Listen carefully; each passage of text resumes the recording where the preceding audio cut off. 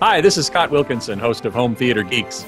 In episode 70, I chat with Chris Connaker about how audiophiles can get their fix of high-quality audio from computers. So stay tuned. Netcasts you love. From people you trust. This is Twit. Bandwidth for Home Theater Geeks is provided by Cachefly at cachefly.com. This is Home Theater Geeks with Scott Wilkinson, recorded June 27th, 2011. Episode 70, Computer Audiophilia. This episode of Home Theater Geeks is brought to you by Netflix. Watch thousands of TV episodes and movies streamed to your PC, Mac, or TV instantly. For your free 30-day trial, go to netflix.com/twit. Hey there, Scott Wilkinson here with UltimateAVMag.com and HomeTheater.com. This week's guest geek is Chris Connaker, the founder of ComputerAudiophile.com. Hey, Chris, welcome to the show. Hey, Scott, good to be here. Thanks. Thanks so much for being here. Those who are tuned into the live video stream at live.twit.tv or logged into the chat room at irc.twit.tv can post questions for Chris, and I'll pass on as many as I can. So, Chris, I want to start with the basics. I have to admit that I am not all that well versed in computer audiophilia, certainly not in terms of high-quality audio. Everybody listens to MP3s and all that stuff, but in terms of getting a high-quality audio experience out of your computer, I'd just like for you to run over the basics for us. What do we need to do this? Sure. You know, I kind of, I got asked this in an interview the other day, and I said, you know, to me, when I look at a new turntable, that is like rocket science to me. So, whereas computers, audio, no problem. Yeah, exactly. That's like, whew, easy thing. So, you know, the basics, something really important is to have an external DAC, digital to analog converter. Mm-hmm. The ones inside computers just don't cut it. It's a very noisy environment, and the analog outputs on computers just are not good.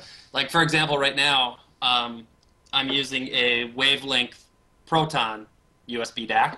Okay. It's asynchronous. So, you know, you can use pretty much any computer you want. Obviously, you know, when you're using Windows, there's a lot of things going on, antivirus, Windows Defender, and a bunch of stuff going on that may compete for your audio output quality and stuff like that. So, but on the most basic level, a good external DAC, whether it's USB or optical TOSLINK, that gets you going. Now, you told me offline that you'd prefer to use USB to TOSLINK or HDMI. Why is that? Yeah. You know, USB, the latest USB DACs have what's called asynchronous USB transfer mode. And that can you give us a little bit of explanation of what that means? Yeah, definitely. When it's implemented properly, that can be a real advantage. The two USB DACs are generally asynchronous or adaptive, and the difference between the two is asynchronous controls all the clocking, and it controls the data rate flow from the computer. So it's saying, you know, send me more information, or hold on, don't send me that much, so there's no underruns or overflows, versus adaptive, where the name kind of sends it all. It has to adapt to the computer. So the computer is sending information or sending a clock signal, and the clock signal isn't exactly what it needs, so it uses a synthesizer to generate its own clock. So, you know, USB DACs using asynchronous aren't always better than adaptive. Like I just reviewed a new Bel Canto DAC 1.5. That's adaptive, and it sounded very, very good. So it all depends on the implementation done, you know, the skill of the engineer developing it. But asynchronous is a really great thing via USB. Mm-hmm. DE Blue Hen in the chat room asks, does USB 3 versus 2 make a difference? As far as I know, it does not. There's nothing new in terms of audio, the audio spec in USB 3. And in terms of bandwidth, USB 2.0 has plenty of bandwidth for multi-channel at 24/192 or DSD at really high band rates. So as far as I know, USB 3s, it doesn't really matter. So DSD is the audio format or the digital audio format for SACD. And is that something you can actually get and put in your computer and stream out? I kind of thought that was a little more restricted. Yeah, it's interesting because the physical SACDs, you can't really rip them in any legal form. But yeah. Labels are offering DSD downloads, like Blue Coast Records. Cookie Marinko, she records in DSD with a Sonoma system, so it's pure DSD, and she offers those as downloads through her online store. And more DACs now are supporting DSD playback through USB. So it's pretty cool. Yeah, that is cool. Virgil in the chat room asks, would the Creative Labs Sound Blaster X-Fi Elite Pro sound card give you good sound? It depends. I'm not familiar with that exact one. If it gives you digital output, that's a step in the right direction. I usually shy away from analog outputs from computers. They're just substandard compared to an external DAC. Is part of the problem, I've understood that part of the problem might be that if the DAC is inside the computer, that's a very electromagnetically noisy environment. Is that part of the problem, why you'd want to have a DAC outside the computer? Yeah, that's one critical problem. Another is, computers are made to do a million things, and how much engineering and costs they put into, say, an internal DAC and the internal analog outputs, and then there's the noisy switching power supply. So there's a lot that goes into it. I mean, when you look at an outboard DAC, a lot of them have, big linear power supplies, and the analog output stages are designed very, very well. So, there's a big difference. And I think nearly everybody who's tried it, the analog out versus using an external DAC, can notice a difference. We haven't talked about file formats and compression yet. I'm assuming that you are totally supportive of uncompressed files, or at least losslessly compressed files. Give us your take on formats and compression and so on. Yeah. I admit to purchasing iTunes downloads, the AAC, extremely lossy, like the new Britney Spears or something, hey, it's cool music, it's entertaining, I'll download it, but then I always go buy the CD. And so file formats, the totally uncompressed PCM formats like AIFF and WAV, great stuff. I really don't see a need to use any compression, just because it's like, disk space is fairly cheap. Why? But I really like the FLAC format for a couple reasons. The metadata support in FLAC is fabulous. It's a great standard, and I can go from a FLAC format to virtually any other format I want. So what I have is... FLAC is lossless compression, right? Yes, free lossless audio codec compression. So what I have is what I call like my gold copy. I rip all my stuff to several different formats. Obviously, it's a little over the top, but I have a FLAC copy of everything. So in the future, I can go from FLAC to anything I want. Apple Lossless is another compressed lossless format. It says so in the name. But since it's not really an open standard, you're not guaranteed, there's no guarantees with anything, but you're not really guaranteed that, Apple isn't changing anything behind the scenes, or that your conversion app is going to be able to convert it as easy as FLAC. So, I really like FLAC. It's good stuff. Yeah. Now, on the radio show, on Leo Laporte's radio show this weekend, we were talking a little bit about lossy compression, MP3, and at what point, at what bit rate, does MP3 become audibly indistinguishable from the original CD, say? Do you have an opinion on that? When you think about MP3, I believe the highest bit rate is like 320K, and something like that. Yeah, I think that's definitely audible compared to a Redbook CD. You can hear the difference between that and a Redbook, huh? Oh, definitely. Get a piece of music that you're familiar with on a halfway decent system, and it's pretty audible. what I like to do is, I'll listen to something for a while, say a couple hours, and then I'll put in something different. That way I know exactly what it's supposed to sound like, and when the new thing comes in, I should be able to hear a difference right away. If I don't, then there isn't a difference. Yeah, right. Well, and that's also a perceptual thing, and some people are going to hear it and some people aren't. And I contend that those who are quote-unquote trained listeners might be more readily sensitive to and hear the differences between lossy and lossless compression than those who don't have training as to what to listen for example. Yeah, one thing that I've really learned a lot from is people in the professional music industry. If you listen to anything with those people, they'll be like, oh, listen to the compressor on that voice, or, oh, this MP3 really affects the sibilance. And to an audiophile, it's like, holy cow. Well, you mentioned earlier ripping, and you rip your CDs and so on, and I wanted to definitely touch on that subject as well. Certainly ripping CDs is relatively easy. DVD audio, I suppose, is not that bad. SACD is not so easy. Yeah, correct. CDs, that's been going on forever, fairly easy. My favorite ripping application for CDs is DB Power Amp. To me, that's just unbeatable. It's easy. The user interface is great. It's got tons of options. I output to 2 different NAS devices at the same time, and sure, that's a little over the top for most users, but why not? Hey, you're a geek.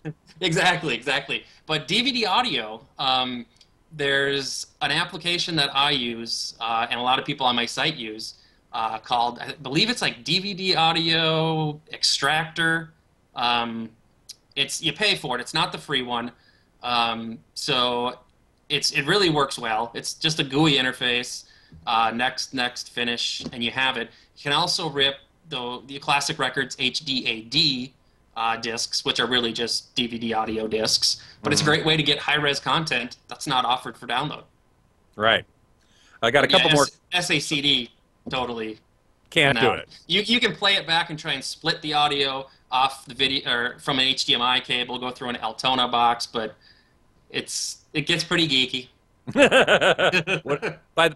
Just to finish that thought, what is the Altona box? Sure, the Altona is a splitter. An HDMI splitter, I see. Yeah, you'll strip the audio off and then, go out and capture that.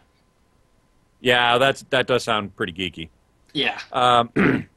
Got a couple questions in the chat room here. TechNow15 asks, does compression downgrade the file? And I was going to ask you this. Certainly, lossy compression downgrades the audio experience, but is there a difference between different lossless compression algorithms, like FLAC versus Apple lossless or WMA lossless? I don't think so. Because, the Geeks side, people will know, like, you can take a lossless file, convert it to uncompressed, back and forth all day, and do an MD5 hash check, and it comes out the exact same file every time. So as long as you're getting that, to me, it's going to take a lot of convincing for me to believe that those are different. Granted, how the application plays those back may be different. That's a good point. iTunes certainly handles Apple lossless. It doesn't handle FLAC, but there's applications that will do both, and they all should handle both great, and uncompress them to PCM, send it out to your DAC, and have no problem. But if there isn't a difference, that's where it would be, I think. What are the applications that will do both Apple lossless and FLAC? On a Mac, on PC, everything pretty much does FLAC. My favorite app on a PC is JRiver Media Center, and there's a plugin that you can do so it'll support Apple lossless. But on a Mac, I've been using apps like Amara, Pure Music, Fidelia, Audiorvana, and stuff like that, and Decibel. So those will play both. So in a way, you can do iTunes with FLAC using a program called Fluke, but to me that's just I love these names. Yeah, it's anti the user experience for me, so I don't do it. Okay. Let's see. Got any? Oh, I knew I had another. Oh, here, Rickard asks, what hardware do you recommend to rip DAT audio tapes? There you go. Ooh, that one is out of my league. I don't, never ripped any DAT audio tapes. I would think that you could. Is there a? Well, I know that DAT tape deck has digital outs. Yeah, if it's got digital out, I mean, you should just be able to use any sort of digital in and capture that. But yeah, I've never done it. Right. I still have a DAT machine in my recording studio, which I used to use to master on. Mm-hmm. Here's a question from Ronnie: OGG or MP3 for the web? MP3. Yeah, just because it's more common. Exactly. I mean, it's everywhere, and people understand what that means. Yeah. You know? What's the deal with OGG? You know, OGG. Somebody just asked me that question at a seminar, and before I could answer, another person from the audience shouted out, "Hey, it's just another version of Lossy encoding." So, I mean, MP3 to me is, as much as I hate to say it, is the one I would go with. Right. There was. I'd like to turn it for a second to hardware, because when I was talking with someone at the THE Audiophile show down here in L.A. And I know it was MBL, the German makers of really high-end speakers and amplifiers and stuff. And they were using, interestingly, as their source device for demonstrating their hundreds of thousands of dollars system, a Linux box called the Sonor. Yeah. From Simple Design. Yes. The guys at Simple Design are wonderful, very, very cool. And so what it is, it's a Linux computer that is running, then the name escapes me right now, the software on top of it, Vortex Box. Vortex Box is the name of the software, right? Yes. So what I call these servers, they're like toasters to me. If I put bread in a toaster and I push the button down, it toasts. It's that simple. Right. So these servers, I put my CD in, it rips, and then I hit play, and it plays. I mean, it's that simple. So with an iPhone or iPad interface, those will output digital to MBL is either going to their USB DAC or maybe an AES interface. But those servers are really, really cool, and it's weird that a Linux server may be the choice for people that know nothing about computers. And that sounds like very weird, but... Yeah, because Linux is kind of geeky. Exactly. The Linux servers, like from Simple Design, and they're absolutely simple to use. You plop them in. If you can connect the physical connections and, use an iPhone, you're good. Mm-hmm. And the sound, too, is great. They output bit perfect at all relevant sample rates. So their boxes are great. And any, Ultra Geeks in the chat room, they can download Vortex Box and set it up themselves. So it's pretty it cool. Doesn't have to be on their hardware. No. Vortex Box it's a great project. So, but I know Simple Design has done they've worked really hard on some customizations and, made their stuff pretty cool. They made a customization for me to do external clocking with a Lynx card by one click. So it's as far as you want to take it. It's pretty cool.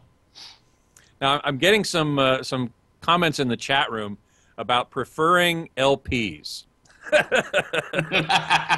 And we're always going to have those folks. And it brings up actually an interesting question that I asked on my website this week. Every week I put up a poll question and I ask people their opinion about stuff. And this week the question is, can digital audio ever be indistinguishable from analog? Yes. If you get a high enough resolution and high enough sample rate, do you think so? Well, my answer is tongue-in-cheek, but if I take a high-res digital file and apply some sort of plugin to add in the pops and ticks, then it will sound exactly like analog. But interestingly, at the Newport show, the show that you were at, I was down there too. Sure. I was talking to famous recording engineer Bill Schnee, who's won Grammys with Steely Dan, and his new Bravura Records project has ultra high resolution stuff. But I was asking him, people are playing reel-to-reel tape or vinyl. I heard some reel-to-reel tape at the show. Yeah, and Bill will say, well, I recorded that, or I know exactly what that's supposed to sound like, and the tape and vinyl absolutely don't come close to what digital can sound like, or in terms of realness and what it's supposed to sound like. So coming from somebody in the pro side instead of the audiophile side, to me that kind of meant a lot in terms of he knows what it should sound like way more than I do. Sure. So to me, digital really is where it's at in terms of the best sound quality. Yeah, SoCal Ray Jr. In the chat room says, no, it can't because it has no clicks and pops. Yeah, I mean, keep in mind, I still love vinyl, reel-to-reel. All that stuff's great. But in terms of the ultimate sound quality, it's digital. Yeah. Dad Edwards in the chat room asks, whatever happened to MP3 Pro? MP3 Pro, was that the lossless version, or was that like MP3 HD? Or I honestly don't know. I was hoping you would. Well, at the last AES convention in San Francisco, there was somebody there from Fraunhofer, and I asked, why do we need another lossless format, like an MP3 lossless? Right. And I don't remember the answer, but it was unmemorable, I'll say. Yeah, obviously, yes. Captain Kipper in the chat room says, yeah, you just apply the tape hiss plug-in. Well, the Sound on Sound magazine a couple months ago had a great article about digital audio workstations and making them sound like an old Studer tape machine. It was quite cool. Haman Sens in the chat room says, I've played with orchestras for 20 years in hundreds of concerts, and that statement just is not true. No digital sound file has come close to reproducing the sound quality of string instruments. Now, what I didn't ask, although I have asked in other ways in the past, is can recorded sound, I have asked this question actually, can recorded sound be indistinguishable from live performance? Never. And Absolutely not. No. I agree. That is a different question, but I agree. It cannot, because you've got some finite number of speakers, 2 in the case of stereo audiophiles, or 5 or 7.1 in the case of a surround sound system. And the sound is all coming from there, whereas if you're in an orchestra, you're listening to an orchestra, you've got sound sources coming from 60, 70, 80, 90, 100 different locations. Yeah. And they're all mixing in a big room, not your living room, so it is going to definitely be a very different experience. Yeah, it's totally different. I guess, my goal as an audiophile is to reproduce what the artist gives me. And so if I buy a CD, I want to faithfully reproduce that CD. I can't say I'm going to try and make it sound live or whatever. I mean, you just can't do that. The biggest instrument in your room is the room. Right. So, there's just way too much going on to really do that. But getting back to the person in the forum saying, he hasn't heard digital come close, or, whatever the words was. I don't want to put words in his mouth. Sure. I would really recommend spending time with some other digital playback. I don't know what he's heard it on. For example, download something from Bravura Records. They have some Christmas singles, I believe, that they gave away. But Bill Schnee's recording live to 2-track at 24/192. His record label saying is kind of real talent in real time. So it's really good stuff. It's the best digital I've ever heard. But then again, the playback system should be very good as well. Yeah, exactly. Somebody in the chat room is asking, New Kid is asking, what's that red thing on the wall behind you? It looks kind of like a DNA image. He's exactly right. It's my DNA. And I'm using it to absorb the first reflection from my speakers. Okay, so it's an acoustic treatment. I'm using it as one. It's canvas, so it's a little better than the wall, reflecting off. But yeah, it's from, I think, like DNA 11 or something like that is where I got it done. You swab your cheek and send it in. And well, that really is your DNA? That's really my DNA, yeah. Oh my God, that's great. Yeah, I thought, where can I get wall artwork that nobody else has? Well, no, nobody else has that artwork. That's for damn sure. Exactly. Wow, that is so cool. Yeah, I thought so too. Well, listen, before we continue, I'd like to just take a moment, if you don't mind, to thank our sponsor for this episode of Home Theater Geeks, which is Netflix. Netflix delivers movies directly to your home, and it saves you time, money, and hassle, movies and TV shows. You can watch thousands of TV episodes and movies streamed directly to your PC or Mac, or you can stream it directly to your TV if it has a Netflix app, which virtually all of them do. Or a Blu-ray player, or your gaming device like an Xbox 360, a PS3, Nintendo Wii. You can watch as many movies as you want, anytime you want, and there are never any late fees or due dates. Be sure to sign up for our free trial at netflix.com/twit. That's going to be a very good deal for you, and I sure hope you take advantage of it. And we thank Netflix for their support of Twit. So getting back with Chris Connaker here, we're in a lively discussion about computer audiophilia. And I just put a link to DNA11.com. Excellent. In the chat room. In the chat room. Excellent. There you go. Let's see where you are. Well, okay. At least it's there. Somebody can you can grab it if you want. That is so cool. I'm going to have to do that myself It's cool, yeah. for my own home theater here. We were talking a little bit there. You were mentioning something about an online source. I can't remember which one it was. For music? Yeah. Oh, well, Bravura Records. Bravura Records, that was it. And I wanted to touch upon online sources in general. That's one. And I'm talking about online sources for high-resolution digital, not, like iTunes, which is perfectly fine. But Yeah. I use iTunes, but yeah. not if I have a choice, I don't. You've had Mark Waldrop on from iTracks. Yep. That's certainly a really good source. His, by the way, is another philosophy like Bravura, which is, live. He basically records ensembles playing live in a room, in an auditorium, actually, and then mixes that down later. He doesn't do it live to 2-track. He's not doing the mixing as he goes. Is that what Bravura is doing? Bravura is doing it as they go. It's Bill Schnee took part in the old Sheffield Labs direct-to-disc stuff. So he's doing it live as he goes. It's he's got some incredibly talented musicians he's working with. So it's pretty cool stuff. And an incredibly talented mixing engineer as well, because you don't get a second chance at that. No, he is incredibly talented. Okay, all right. And if you're at the show in Newport, the TAD loudspeaker room uses his material. Unfortunately, I didn't make it to the TAD room.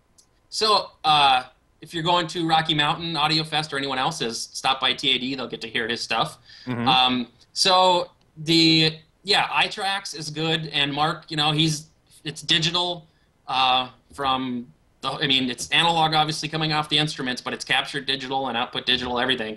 So iTracks is good. And then, hdtracks.com is really getting the big players. They don't come any bigger than the Rolling Stones or Eric Clapton, and they have those guys in high resolution. So that's quite cool, and it's come a long way from a few years ago when it was you can download Scottish Nose Whistle at 24,192 or seals barking or sticks breaking, Right. So now that HD Tracks has quite a good library, you're saying. It's growing, getting better constantly. It's quite cool. What other sources? I know of one called 2L in Norway. Yes. But they basically only do Norwegian music, as far as I know. Yeah. I've tried a couple of the 2L releases. It's not my favorite music, so it's it sounds great, but it's really tough to get into. But yeah, 2L does it. Blue Coast Records, Cookie Marenko's label, is offering high res. And one interesting thing, Jack Johnson, his debut album was just remastered, and they offered it in 16-bit 48K, so not true high res, but they did offer that as a download from his site, that's cool. Yeah. You mentioned also MOG. Ah, yes, MOG, my favorite online music service. Yes. Tell us about that. To me, there's no reason to purchase anything off iTunes anymore if you use Mog. So for, I think it's about $10 a month, you can listen to nearly any kind of music, anything you can think of, all the new releases. On Tuesday, you get an email saying, here's what's out, new Lady Gaga, whatever you're into is out there. And there's an iPhone app. And what's really cool about the iPhone app is if you're on Wi-Fi, you can stream at 320K MP3, or you can download to your iPhone at 320K MP3. So before I go on an airplane, I just go out and grab a bunch of albums that I've never heard, download them, and while I'm on the plane, think about, hey, do I need to buy these? And it's really, really cool. So you can either buy it from iTunes at a lesser quality, or you can just listen to anything you want from Mog. So I have no financial interest in Mog. I just think it's the coolest thing. I love it.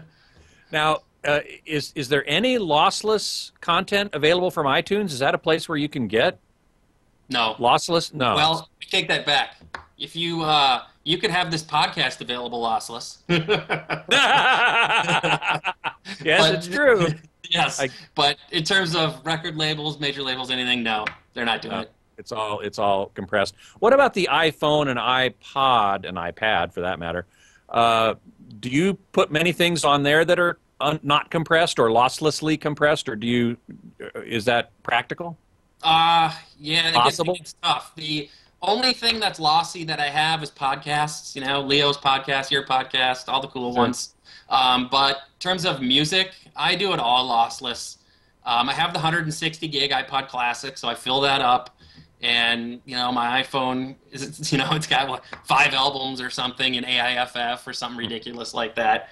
And then I'll connect it to an external headphone amplifier, just because the analog out of an iPhone leaves much to be desired.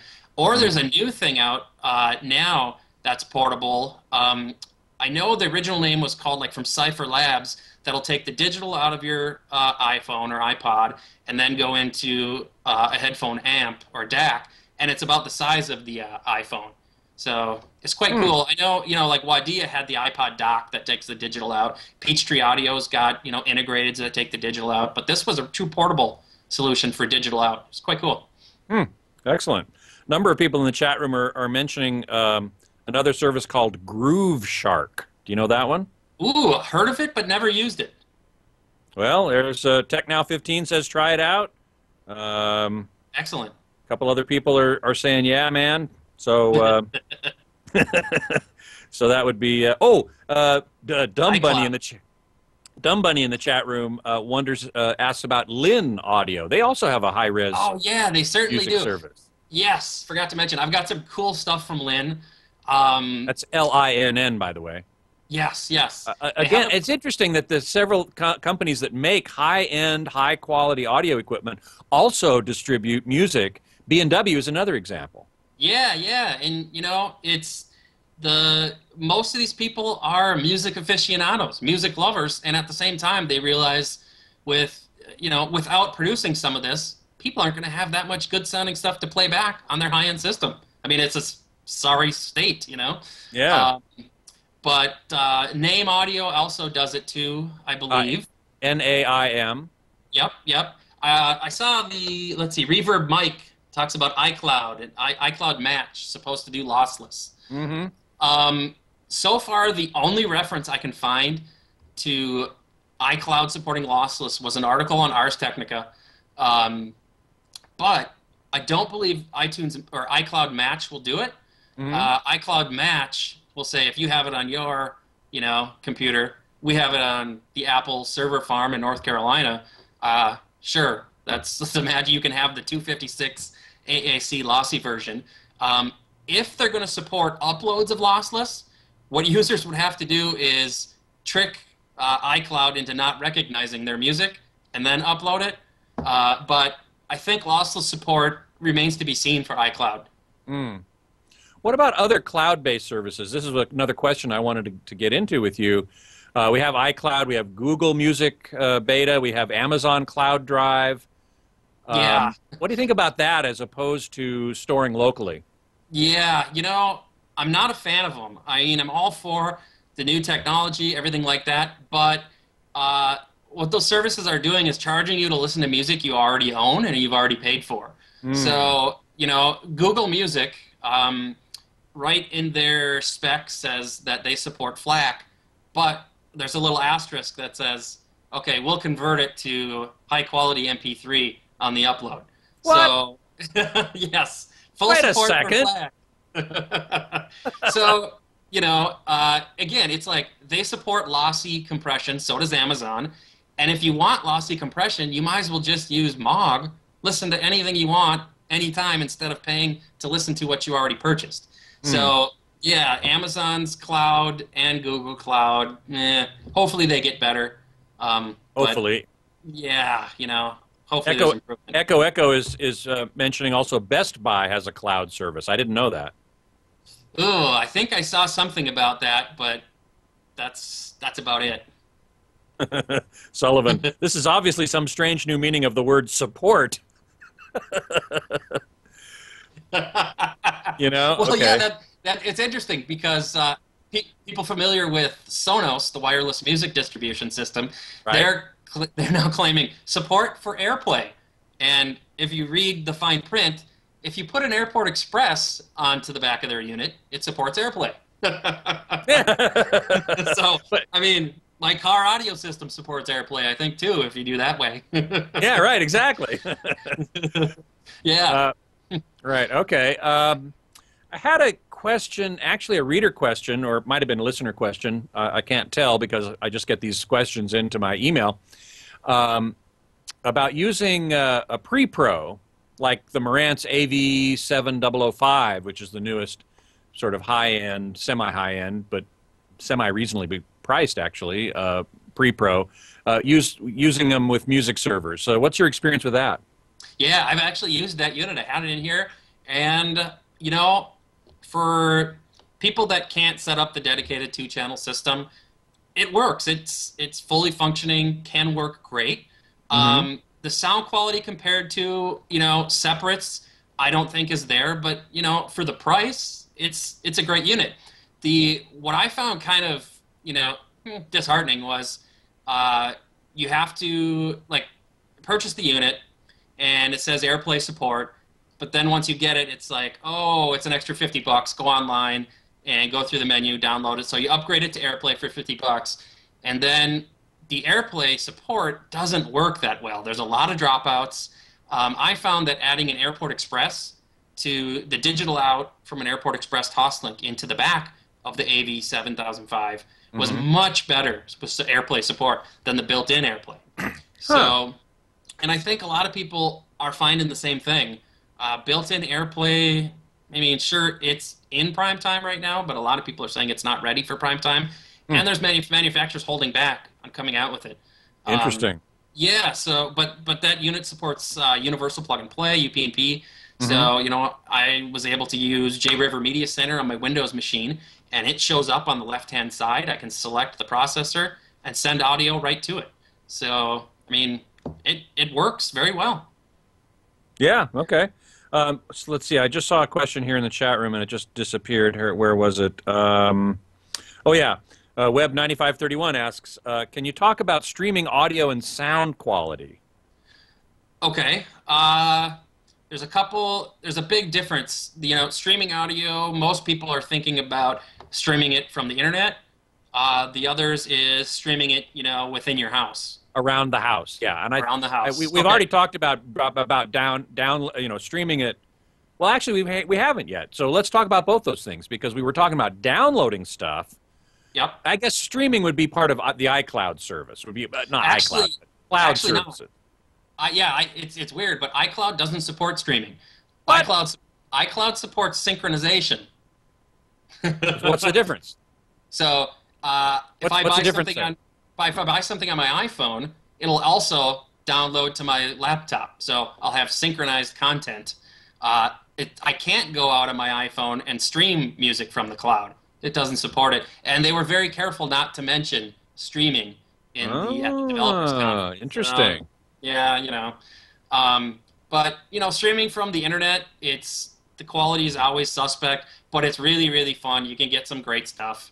In terms of finding new content, there's nothing beats it. You know, I stream Mog to my system back here all the time.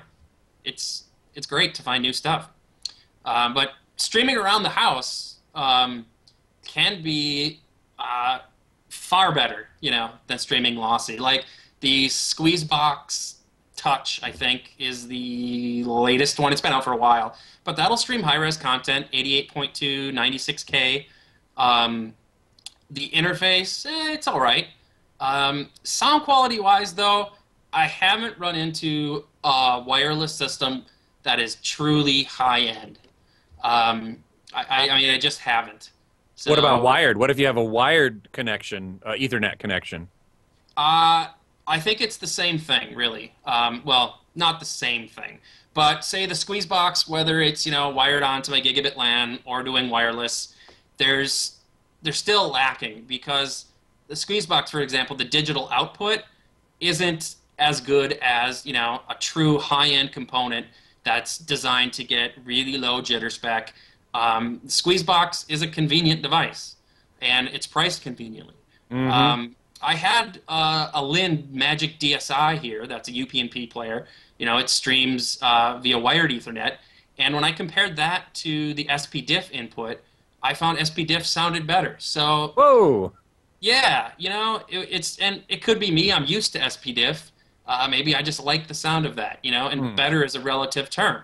So, you know, it's tough to say. But wireless, I use it. I like it. But audiophile quality, I just haven't heard it. Right. Simba in the chat room asks, how does Squeezebox audio quality compare with iTunes AirPlay? Ooh, I haven't compared the two. I really should. I mean, I have them all here, but I should really set them up and compare it. It's probably, I would say it's probably similar, but Squeezebox supports high-res, AirPlay doesn't. Ah, interesting. What was I going to ask? Oh, well, Caffeine-Free Dave in the chat room asks, are those headphones Grado RSs? Grado RS1s, yes. One eye? No, these are original RS1s. I got them in like 2005, and they're an awesome headphone for rock and roll music. Love them. That's great. We had Tyle Hertzens on last week talking about headphones. As I recall, he thought Grados were fine, but he had moved on, I think, to something else. Yeah, but he's not a fan of them. I like them, and I can't justify spending, you know, $1,500 or whatever the Sennheiser HD800s are, or even more. You know, the headphones that are just crazy good are the Stax. Oh, yeah. Electrostats. Oh, man. I reviewed the Stax SR007s, and with the headphone amp that comes with them, that's like $4,000. Yes. And man, they sounded good. I mean, I listened to them, and I unfortunately put on my Sony Studio monitor headphones, and they sounded like crap. Yeah, those electrostats is such a seductive sound. Oh, it's really amazing. Wonderful. Yeah. We got somebody in the chat room here asking about what was it? Oh, here it is. Recommendation for a under $250 USB DAC. Oh boy. There's probably so many of them out there that don't come to mind. I don't know that I've reviewed one for under $200 or so. What price point are you typically living at? You know, everything from like $500 on up. I had, you know, a DCS unit in here that was, gosh, altogether is probably like $30,000. Right. DCS is extremely expensive. Yeah, very good stuff. But you know, Peachtree Audio has the new DACit. Called out, and I think that's going to be right around $400 or $500. That I'm guessing will be a good unit based on their history and their other products. Arcam has a DAC that's fairly inexpensive. There's a lot of them out there. They don't come to the top of my head at the moment because there is so many. Right. And if there's one thing I can say about when you purchase a USB DAC, do not go on specs. You know, if it's asynchronous or adaptive, do not make a decision based on that. You can be fooled every time. Well, as you pointed out earlier in the show, you generally prefer asynchronous, but you found recently an adaptive one that sounded great. Yeah, Bel Canto, USB DAC 1.5. Adaptive, they've done great, you know, if they're reclocking jitter on the inside or whatever. It's, you know, it's got a great analog output. They've done really well, you know, and There's several ways to implement adaptive and asynchronous. Some asynchronous requires that you install drivers on a Mac. Some require that you don't. Mm-hmm. So, you know, there's a lot of ways to do things. To skin the cat. Yes, yes. I hate to say that in case my cat's lurking around. Yeah, right, exactly. Data UK in the chat room asks, do you use a PC media server for all your music, or do you use USB only with a Mac laptop? I use everything under the sun. I have a couple Mac Pros, one old G5, a new Intel-based one. I have a couple Linux servers, Windows, I mean, you name it. Gotcha. Ronnie in the chat room mentions the name ProSonus, which I know from the pro audio side of things. Have you ever done anything with any of their products? I didn't even know they made a USB DAC. No. Interesting. I think we covered this a little earlier. Winton165 in the chat room says, is using a USB DAC better than running a digital out directly to the receiver? It depends. So if I go digital out straight from my MacBook into a receiver, that's likely got to be TOSLINK. So you got to, and the mini TOSLINK cable, the regular TOSLINK, and then it really depends on how good the DAC inside your receiver is. Good the point. TOSLINK interface is traditionally high in jitter, lower in quality. That doesn't mean always, but traditionally. Versus a USB DAC like this Wavelength Proton I have here, it's $900, and that's asynchronous. It's going to output analog, very, very good quality. So it's hard to make a generalized statement. But the easiest thing to do, I tell people, is go pick up a TOSLINK to mini TOSLINK cable, connect it to your computer and then your receiver, and see what happens. If you like the sound, great. You don't have to move on, and you can get those cables for between $3 and $3,000. So Yeah. go sick on it. I was going to ask you about TOSLINK. That's what it was. How high a resolution can TOSLINK carry? I have got it to carry 24/192 bit perfect, but 2-channel. Yes, 2-channel. I mean, you're only going to get at 192 kilohertz. You're only going to get 2-channel. You can't get that in multi-channel, I think. I don't believe so, and I also believe that 192 is either borderline or outside the spec of. But you pushed it hard enough. Yes, I did, and all the Macs cap out at 2496 via the TOSLINK output, and there's probably good reason for that. Although, if you install Windows on a Mac, that's how I got it to output 24/192. So if you want to get geeky just to test, specs, go for it. Right. We want to. I'd love to just quickly define jitter. You've used that term several times, and I want to make sure everybody understands it. Okay. Jitter is one of the most incredibly difficult things in audio, and if you ask 5 engineers to define jitter or talk about jitter, you'll get at least 10 different answers. So to go deep into it is way outside my knowledge base. Overall, but just basically, it's kind of it's just like mistimings in the data is really what it is. So if it's supposed to be, in high-end stuff, it gets down to like picoseconds of jitter, some stuff's nanoseconds, but just think of it as mistimings. And when talking digital audio, timing and clocking is absolutely critical for sound quality. Sullivan in the chat room says, jitter is meaningless once the bits are reclocked, and they're always reclocked. Well, that is a common theory, but I've often, to make myself more knowledgeable, I've often asked engineers like, say, Keith Johnson, who, he's won Grammy, he's the AES fellow, from reference recordings about, is that the case? If it's reclocked, does jitter matter? And the answer is always everything matters. There's only so much you can do when you reclock to get rid of everything. Or there's a DAC, say, like by Playback Designs, their famous thing was, feed us any signal and we can make it sound identical or good. Yet there was always a caveat, don't feed us USB. Jitter too high. So, I mean, I'm certainly no expert on jitter or reclocking, but I know I do ask the people that know, and they say every time that if that was the panacea, everybody would be doing it, and all DACs would sound very close to the same. And they don't. They do not. Absolutely not. Yeah. I had a question here. Oh, Web777 wants me to ask you about the Olive 03 HD music server. Have you had any experience with that one? I haven't had experience with the 03, but I do have the 06 HD coming in for review. I haven't had real hands-on with Olive stuff yet. It looks like good products based on specs, but we all know, what that can give you. You just told us not to shop on specs, right? Exactly. So don't do anything on specs. The 06 HD is coming in soon, and I'm excited to get that. It's got digital out and analog out. So looks to be a very good product, and they've been around for a while. Yeah, they have. They sure have. What about multi-channel music? As an audiophile, you're probably mostly focused on two-channel. Are you interested at all in multi-channel music?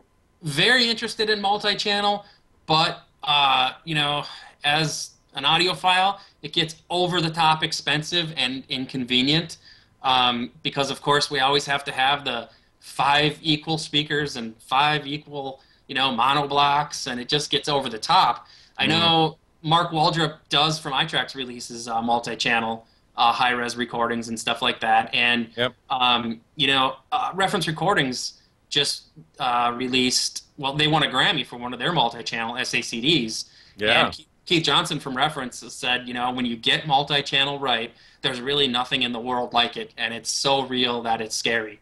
So I have to say, I love listening to Mark Waldrop's multi-channel recordings. I mean, he really does a great job. I myself prefer, he offers you two perspectives.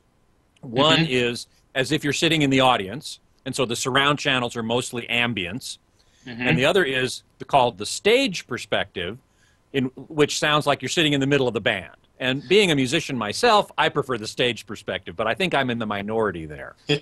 Yeah, when I had that Marantz AV7005, I downloaded a few of Mark's multi-channel, and I just didn't have good luck with it streaming from a computer, multi-channel via UPnP and stuff like that. I really tried a whole bunch of stuff and didn't get it to work the way I wanted it to. So, well, that was my next question. Was streaming multi-channel obviously is more difficult. Yeah, it's the players, they'll say, oh yeah, we support multi-channel playback, but then it's finding the hardware that's going to do it, and the Marantz had some serious limitations on what it would accept over 2-channel and stuff like that. So playback of multi-channel with a computer really could be a lot easier. Yeah, understood. One last question from the chat room. Winton165 asks, how do you compare TOSLINK optical with Coax digital? Oh, yeah, sure. Coax digital, it kind of brings up something else, too. TOSLINK is going to give you the optical, it's going to be the isolation between the computer and the audio system, galvanic isolation, so none of the garbage from the switching power supplies and everything in the computer is going to transfer into your system, so that's really, really great. On the other hand, Coax usually supports up to 24.192, and with Coax, I prefer like a BNC connection, a true 75 ohm connection, and that's usually my preference. But if I have, if I'm getting any noise through the system, I'll use something like the Musical Fidelity USB to, it's got TOSLINK or Coax converter. So if you got a noisy system, use TOSLINK. If you don't, I usually use Coax. And then again, it's different on every system. Yeah. You might not know the answer to this. Caffeine-Free Dave is asking, what's a good shopping budget in the headphone arena? I should have asked Tile this last week. Yeah, the good shopping budget is the one you can afford, really. I mean, you can get awesome headphones for, not too much money. The ones that I've been using a lot lately are from Etymotic, like the ER4P. These are in-ears, right? Yeah, those are in-ears, and they're great for airplanes because they probably suppress like 24 dB, and they're not too expensive. I want to say I got them on Amazon for like $250 or something like that. I also have a pair of Ultimate ears, you know, the custom molded to your ears and everything. And I mean, you really can't beat those, but the price goes up considerably to do that. Sure. But good budget. I would just look at, you know, good trusted brands. Look at Grado, look at Sennheiser. And for whatever you want to spend, those guys can usually do a very, very good job. Yeah, I would agree. Well, listen, we've run out of time of a really great show, and I sure appreciate your time. Chris Connaker's website is computeraudiophile.com. So I know there's a ton of great information there about all the things we've talked about today, plus a bunch more. Chris, thanks so much for being on the show. Thanks for having me, Scott. I appreciate it. You bet. My online homes are ultimateavmag.com and hometheater.com. You can email me at scott@twit.tv, and you can follow me on Twitter at htgeekscott. Next week is the 4th of July, so we're going to be dark on Monday. However, those of you who are listening this week will be able to tune in for a special edition of Home Theater Geeks this coming Friday, July 1st. I won't have a guest, but instead I will be talking directly to the chat room. So those of you who are in the chat room, all 561 of you at the moment, are welcome to and encouraged to log on this coming Friday at 12:30, an hour earlier than my usual time. And I will be answering any question you care to pose about home theater, audio, video, any of that kind of stuff. I'm also planning to give you a little video tour of my own home theater, which is behind me right now, but generally all you see is what you see behind me. This coming Friday, I plan to show you the entire theater, so that could be interesting. And certainly any questions that you have regarding anything that I cover, I will be very happy to talk to you about in the chat room. So, yes, I will talk about my lava lamp and anything else in my studio. So I sure hope you'll join me for that. That's this coming Friday at 12:30 p.m. Pacific, 3:30 Eastern. And we will be dark on Monday, July 4th. So please do join me this coming Friday. And in the meantime, as always, geek out.